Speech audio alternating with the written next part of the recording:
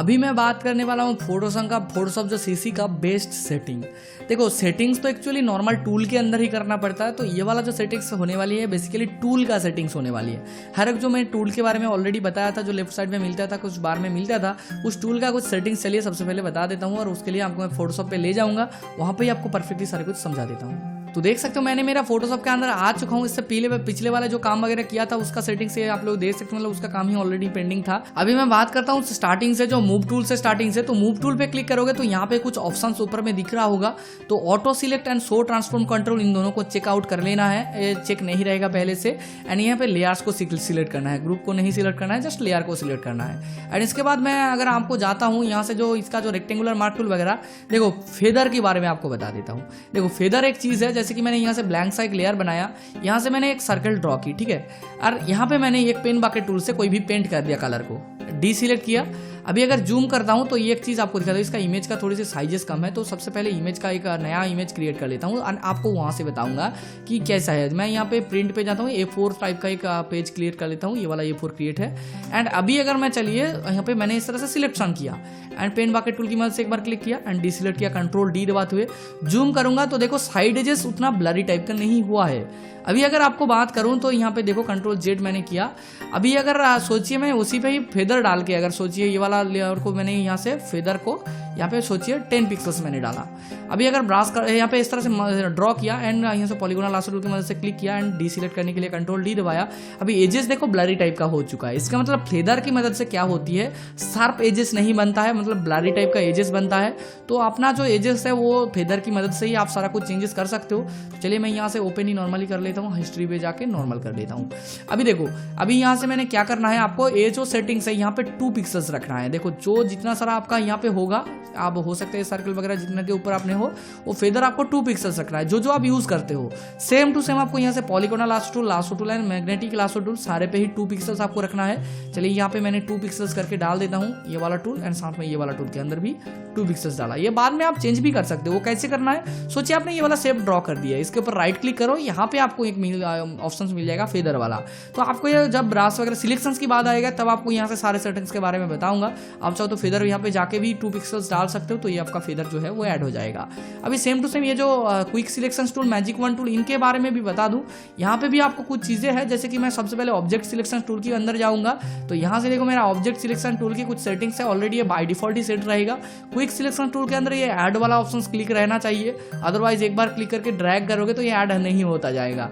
अभी देन बात करूँ तो मैजिक वन टूल की, ये जो है पॉइंट सैंपल का ही यहाँ पे बात रहेगा, आपको और कुछ नहीं करना। आप 11/11 एवरेज ये कर सकते हो, ये जब आपका यूजिंग के टाइम होगा, जहाँ पे जिस तरह से नीडेड होगा मैं आपको जरूर वहाँ से बताऊंगा, वो आपको करना होगा।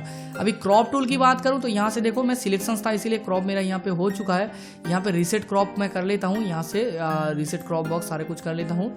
क्लियर रेशियो मैंने यहाँ से इस तरह से कर लिया। अभी मैं इस तरह से करता हूँ, तो यहाँ से देखो क्रॉप टूल की मदद से क्या होती है, अपना रेशियो चूज करके भी कर सकते हो, जैसे 1920x1080 किसी ने बताया, उनका साइज पे मैं उसको क्रॉप करना है तो यहाँ से डाल देगा एंड देन क्रॉप करेगा, तो वही रेशियो पे ही ओनली क्रॉप जो है वो होगा। एंड क्रॉपिंग के टाइम ऐसा होता है कि आप सोचिए आपने किसी भी इमेज को एक्सपांड कर रहे हो, तब आप ये कंटेंट अवेयर फील करके आप सोचिए मेरे इमेज इतना तक था, बट आपको क्या करना है, सोचिए आपने इस साइड को जो है इस तरह से इंक्रीज करना है कुछ ऐसे। तो इंक्रीज करने के टाइम आप कंटेंट अवेयर फील अगर एनेबल करके रखते हो तो वहां से आपका सैंपल लेके जो कंटेंट अवेयर प्रोसेस है वो हो जाएगा। ऑलरेडी कंटेंट अवेयर के ऊपर ऑलरेडी डेडिकेटेड पार्ट है, आपको बताऊंगा। ये वाला टूल के बारे में तो ऑलरेडी बता दिया। आई ड्रॉपर टूल की मदद से कोई सेटिंग्स यहाँ पे चेंज नहीं करना है, नॉर्मली रहेगा, ये सारा रहेगा। और ब्रश टूल की यहाँ पे जो बात बताऊं, यहाँ पे ब्रश टूल यूज करने के टाइम हर बार चेंज होती है, तो इसका कोई सेटिंग्स डेडिकेटेड सेटिंग्स नहीं होता है। मिक्सर ब्रश टूल की बताऊं तो यहाँ पे मिक्सर ब्रश टूल का कुछ सेटिंग्स जो है वो आपको करना पड़ेगा। ये एक्चुअली मिक्सर ब्रश टूल का सेटिंग्स तभी काम पे आता है जब आप काम करोगे, वहां पे किस तरह का आपका रेजोल्यूशन है फोटो का उसके ऊपर डिपेंड करता है, तो उस टाइम पे आपको सारे कुछ बताऊंगा। तो उसके लिए यहाँ पे ओनली एक चीज होती है, क्लीन ब्रश यूज करना पड़ता है। एंड यहाँ से आप इन दोनों को जो है, इसका जो ये वाला सेकंड वाला को ही ओनली चूज करके रखना होता है, देन ब्रश करना होता है। तो वो जो जब आपका मिक्सर ब्रश टूल की मदद से स्क्रीन टचिंग के पार्ट आएगा तब आपको वो सारा कुछ बारे में बताऊंगा। तो अभी बात करते हैं बाकी सारा टूल के बारे में, जैसे कि क्लोन स्टैम्प टूल, यहाँ पे भी कोई चूज नहीं करना है, कुछ भी चेंजेस नहीं करना है। एंड यहाँ पे ओनली जो बात बताऊं बैकग्राउंड इरेजर टूल, यहाँ पे आपको चेंज करना होगा। यहाँ पे क्या करना होगा आपको, यहाँ पे सैम्पलिंग ये वाला वॉन्स वाला है, सिंपली ये वाला सैम्पलिंग को यहाँ पे कर लो। ये देखो यही वाला सैम्पलिंग वॉन्स है, ऑलरेडी पॉइंटर रखा तो सैम्पलिंग वॉन्स लिखा आ रहा है, तो इसको आपको सिलेक्ट करना है। यहाँ से कॉन्टेजियस से डिसकॉन्टेजियस करना है, टॉलरेंस को 26% करना है, यहाँ पे आपको 26% करना है एंड और कुछ नहीं करना है। आपका सेटिंग्स यहाँ पे कंप्लीट है।